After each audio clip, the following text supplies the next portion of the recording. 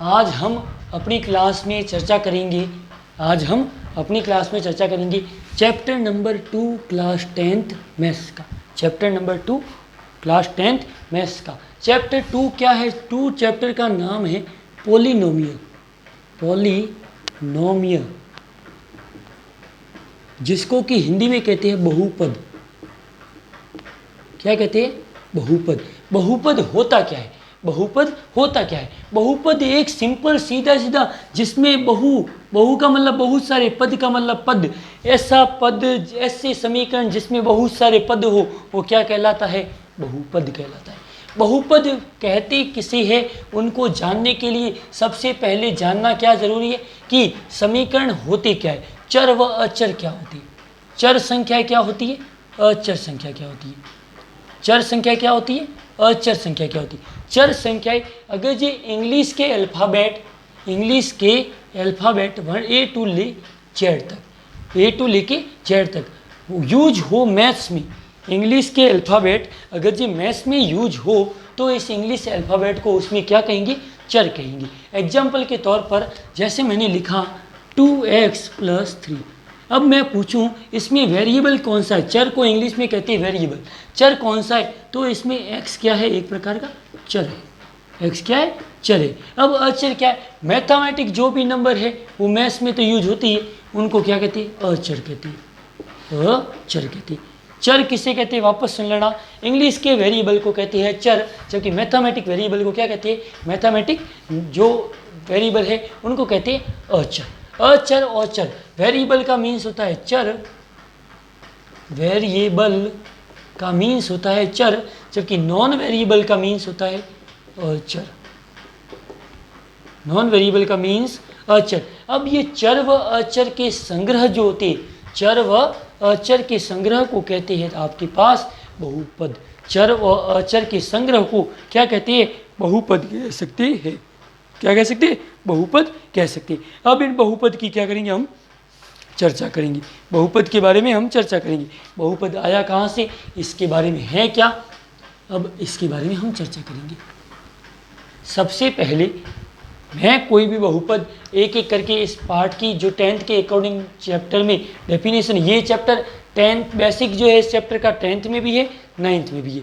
अब सबसे पहले हम एक चीज़ जानते हैं, बहुपद में 4 नाम ही है। सबसे सिंपल एक नाम तो बहुपद की घात, मैं पूरी नाम लिख लेता हूँ। पहला पॉइंट बहुपद की घात, बहुपद की घात। दूसरा नाम रेखिक बहुपद, रेखिक बहुपद। तीसरा नाम द्विघात बहुपद, द्विघात बहुपद, द्विघात बहुपद। और अगर ये द्विघात बहुपद के बाद 9th का एक टॉपिक आता है, पद कैसे पता करते हैं, किसी बहुपद में स्टेप कितने हैं, किसी बहुपद में पद कितने हैं, उनके बारे में चर्चा करनी है तो भी हम। अब देख बहुपद की घात, बहुपद की घात क्या होती है? कोई भी समीकरण, कोई भी इक्वेशंस, किसी भी इक्वेशंस की मैक्सिमम जो पावर होती है, अधिकतम जो पावर होती है, उसे क्या कहते हैं? बहुपद की घात कहती है। उसे क्या कहते हैं? बहुपद की घात। किसी भी बहुपद में, किसी भी समीकरण में अधिकतम जो उसकी पावर होती है, मैक्सिमम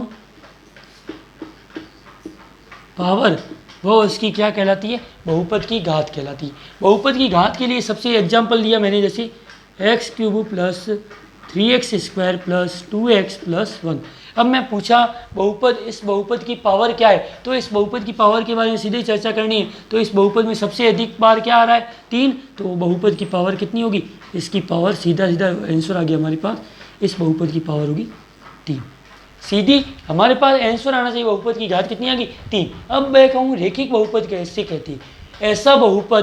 ऐसा बहुपद जिसमें उसकी घात जो है वह कितनी हो? इकाई हो। बहुपद की घात कितनी हो? इकाई हो, तो उसे कहते हैं रेखिक बहुपद। कैसे बहुपद? रेखिक बहुपद। जबकि किसी बहुपद की घात 2 हो तो उसे कहते हैं द्विघात बहुपद। बहुपद की पावर के डिपेंड पर 3 डेफिनेशन बन गई, इकाई रेखिक बहुपद, द्विघात बहुपद और बहुपद की घात खुद की डेफिनेशन क्या होती है, बहुपद की अधिकतम पावर उसकी घात कहलाती है।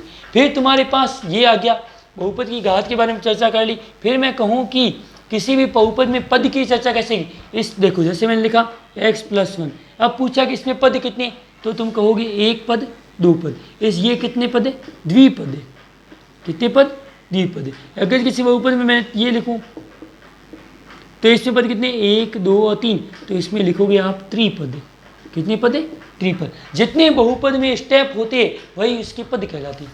जितने बहुपद में स्टेप होते वही क्या कहलाते हैं, उसके पद कहलाते हैं। बहुपद की पद के बारे में चर्चा कर ली, उसके बारे में त्रिघात बहुपद हो गया, द्विघात बहुपद हो गया, और इसके बाद चैप्टर में और चीज़ें आती है। और चीज़ें क्या आती है, जैसे मैंने कहा कि किसी बहुपद का शून्य ज्ञात करना, किसी भी बहुपद का शून्य ज्ञात करना। क्या ज्ञात करना, शून्य। शून्य ज्ञात करने के लिए हमें सबसे पहले का स्टेप यही है कि जो भी बहुपद दे रखा है उसको जीरो के इक्वल कर लो, जीरो के इक्वल कर लो। जीरो के इक्वल करने पर जो वेरिएबल की वैल्यू आती है वही उसका क्या कहलाएगा, शून्य। यहाँ पर वेरिएबल की वैल्यू क्या आई, पक्षांतरण करने पर -1 आई, तो इस बहुपद का शून्य क्या हो गया, -1। -1, अब शून्य का मतलब क्या होता है, वह मान, वह किसी भी बहुपद का वह मान जिसे उस बहुपद में रखने पर उस बहुपद का मान जो है वह जीरो आ जाए, वह उस बहुपद का क्या कहलाता है, शून्य कहलाता है। शून्य का पता चल गया। गुणांक क्या होता है, गुणांक का मतलब होता है किसी बहुपद के जस्ट आगे उपस्थित संख्या, बहुपद में चर संख्या के आगे आने वाली संख्या या चर संख्या के गुणा में आने वाली संख्या उसका गुणांक कहलाती है। किसी बहुपद में चर के आगे आने वाली संख्या उसका गुणांक कहलाती है। ये सेकंड चैप्टर का आपके पास क्या हो गया, बेसिक हो गया, बेसिक हो गया। अब इनके बाद में एक 9th का एक और टॉपिक लूँगा, वो टॉपिक ये इसी बेसिक के साथ ही एक समझा लेता हूँ, वो बहुत ही काम का है।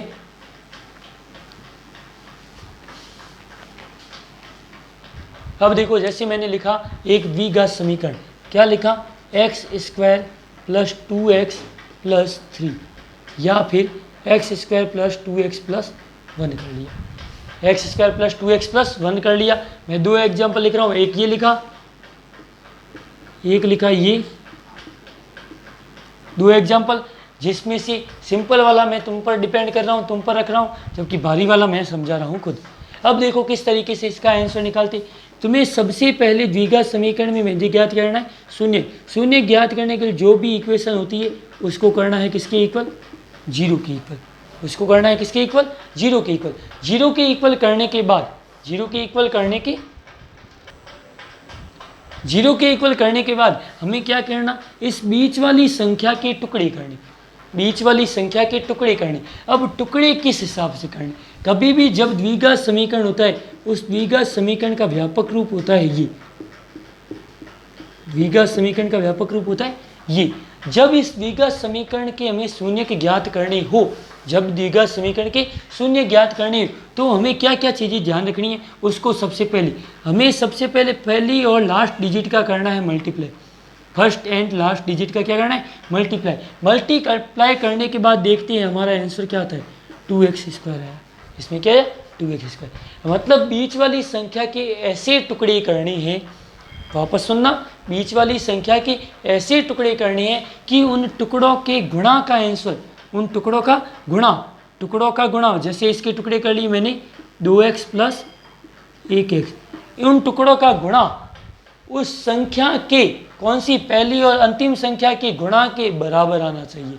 करके देखो टुकड़ों का गुणा, 2x, 2 का गुणा 1 से, 2x का गुणा x से, x का टुकड़ों का गुणा इस संख्या के गुणा के बराबर आ रहा है, तो मतलब ये टुकड़े सही है, वरना टुकड़े गलत है। ये सबसे इंपॉर्टेंट, टुकड़ों का गुणा बीच वाली संख्या के इक्वल आना चाहिए।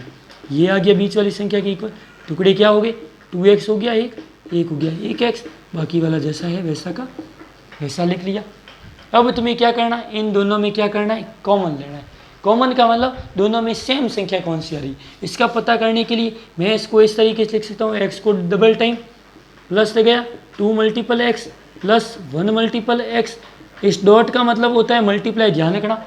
अब देखो x यहाँ भी आ रहा है, यहाँ भी आ रहा है, तो मैं x को क्या कर सकता हूँ, कॉमन ले सकता हूँ। कॉमन लेने के बाद यहाँ बचा x और यहाँ बचा 2, सेम संख्या जो आ रही है उसको कहते हैं कॉमन लेना।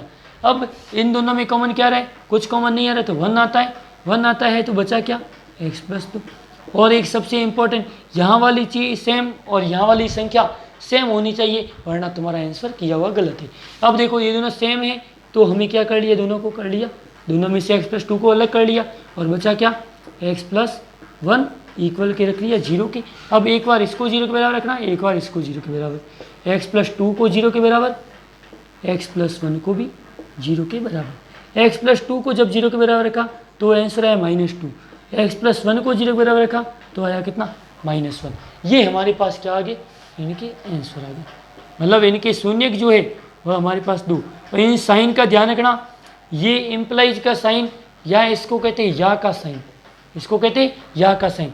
और एक दूसरा साइन आता है जिसको कहते डबल साइड एरो, ये डबल साइड एरो है। एक होता है इक्वल का साइन, इक्वल साइन नॉर्मल जगह लगाते हैं, जैसे मैंने ये लगा दिया, लेकिन इम्प्लाइज का साइन इसकी थोड़ा पहले लगा जाए, ये हमें ध्यान रखनी। अब आज की क्लास लगभग यहीं पर समाप्त होती है। ये आपके सेकंड चैप्टर का क्या हो गया, बेसिक हो गया।